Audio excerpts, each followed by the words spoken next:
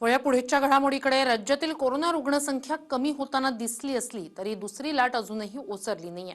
त्यातच अजूनही राज्यातील 9 जिल्ह्यांमधील आकडेवारी चिंता वाढवणारीच आहे। पाहूया याच संदर्भातला एक रिपोर्ट। या 9 जिल्ह्यांमुळे राज्याचं टेन्शन वाढलं। राज्यात पुन्हा लागू शकतो लॉकडाऊन, वाढू शकतो तिसऱ्या लाटेचा धोका। राज्यातील 9 जिल्हे कोरोना हॉटस्पॉट। कोरोनाची दुसरी लाट ही फेब्रुवारी 2021 पासून सुरू झाली, पण जून गेला तरी रुग्णसंख्येत फारसा फरक पडलेला नाहीये। दुसरी लाट ओसरू लागल्याचं दिसताच निर्बंध काहीसे शिथिल करण्यात आले, पण कोरोना रुग्णांची संख्या कमी झालेली नाहीये। लोक गर्दी जमवू लागले, वारंवार आवाहन करूनही नियमांचं उल्लंघन हे होतच राहिलं।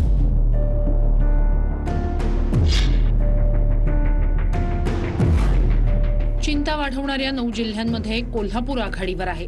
जिल्ह्यात आजही दररोज 1000 ते 1500 नवे रुग्ण सापडतायत, तर मृत्यूचं प्रमाण दिवसाला सरासरी 25 ते 30 इतकं आहे। जिल्ह्याचा पॉझिटिव्हिटी रेट आजही 17% अधिक असल्यानं जिल्ह्यासाठी चौथ्या टप्प्यातील निर्बंध कायम ठेवण्यात आलेत। कोल्हापुरातील कोरोना परिस्थितीवर एक नजर टाकूया। 5 जुलैला 1675 रुग्ण इथे नोंदवले गेले, तर 27 जणांचा मृत्यू झाला। 6 जुलैला 1776 रुग्ण नोंदवले गेले, तर 24 जणांचा मृत्यू नोंदवला गेला।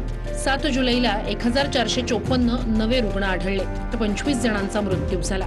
8 जुलैला 1611 नवे रुग्ण आढळले, तर 30 जणांचा मृत्यू झाला। 9 जुलैला 1640 रुग्ण नव्याने नोंदवले गेले, तर 29 जणांचा मृत्यू झाला।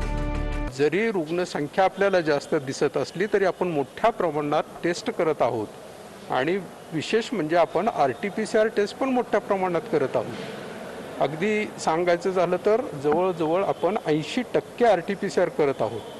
त्यामुळं RT-PCR आपणाला सगळ्यांना माहिती आहे की व्हेरी स्पेसिफिक आणि ॲक्युरेट टेस्ट मेथड असल्यामुळे त्या रिपोर्टबद्दल आपल्याला म्हणजे काळजी करायची गरज नाही आहे।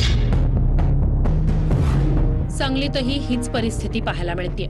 निवडणुकीचा प्रचार, सभा, लोकांची गर्दी अशा कारणांमुळे सांगली जिल्ह्यातील परिस्थिती चौथ्या स्तरावर गेली आहे। पॉझिटिव्हिटी रेट वाढल्यानं सांगली कोरोनाचा हॉटस्पॉट बनलाय। सांगली जिल्ह्यामध्ये परत एकदा कोरोनाच्या केसेस थोड्या वाढलेल्या आहेत। 1271 ह्या सांगली जिल्ह्यात नवीन पॉझिटिव्ह केसेस आलेले आहेत, आणि त्यातही जर विचार केला तर कॉर्पोरेशन एरियामध्ये म्हणजे सांगली, मिरज, कुपवाड महानगरपालिका एरियामध्ये 228 आणि वाळवामध्ये 350, तासगावमध्ये 127 आणि मिरजमध्ये 125 केसेस आलेले आहेत।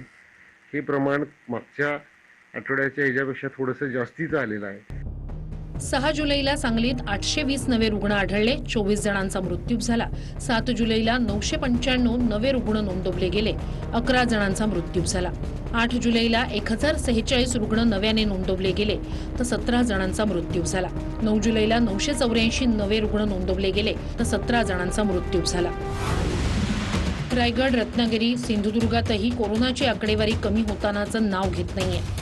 रत्नागिरी जिल्हा राज्यातील चौथ्या स्तरात आलाय, तर रायगड जिल्ह्यातील कोरोनाची परिस्थिती पाहूया। 6 जुलैला इथे 548 नवे रुग्ण आढळले, तर 13 जणांचा मृत्यू झाला। 7 जुलैला 634 नवे रुग्ण, 9 जणांचा मृत्यू। 8 जुलैला 543 नवे रुग्ण, 14 जणांचा मृत्यू, तर 9 जुलैला 484 नवे रुग्ण आणि 20 जणांचा मृत्यू नोंदवला गेला। आपण या 9 जिल्ह्यांमधील काही महत्त्वाच्या जिल्ह्यांची कोरोना परिस्थिती पाहिली। हे आकडे पाहता राज्याचं टेन्शन पुन्हा वाढलंय, तर राज्यातील निर्बंधांविरोधात जनतेमधून नाराजीचा सूर उमटतोय। आरोग्यमंत्र्यांनी निर्बंध पूर्णतः हटवा, नाहीतर कडक लॉकडाऊन लावा, अशी विनंतीच मुख्यमंत्र्यांकडे केली आहे। की एक तर निर्बंध व्यवस्थित कडक ठेवले पाहिजेत, नाहीतर मग आपल्याला सूटच दिली पाहिजे। मग यांना अशा पद्धतीनं आपण हे करणंही योग्य नाही राहणार, आणि ते माननीय मुख्यमंत्र्यांनाही मान्य आहे। त्यामुळे प्रश्न एवढाच आहे आता की आपल्याला जे समाजाच्या हिताचं आहे, राज्याच्या साठी गरजेचं आहे, ते निर्णय अभ्यास करून घ्यावे लागतात। राज्यातील गर्दी, कोरोना नियमांचं होणारं उल्लंघन अशा अनेक कारणांना आपण या परिस्थितीला जबाबदार धरतोय। मात्र अनेक ठिकाणी लसीचा अभाव असल्यामुळे लसीकरणही ठप्प असल्याचं चित्र आहे।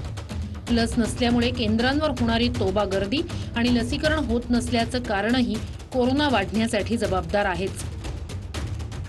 दुसऱ्या लाटेत रुग्णसंख्येचा वाढलेला दर हा निष्काळजीपणानं जमलेली गर्दी, नियमांचं केलेलं उल्लंघन यामुळे आहेच. त्यामुळे तिसऱ्या लाटेला दूर ठेवायचं असेल आणि ती थोपवायची असेल तर संयमानं घ्यायला हवं. Bureau report, TV9 Marathi.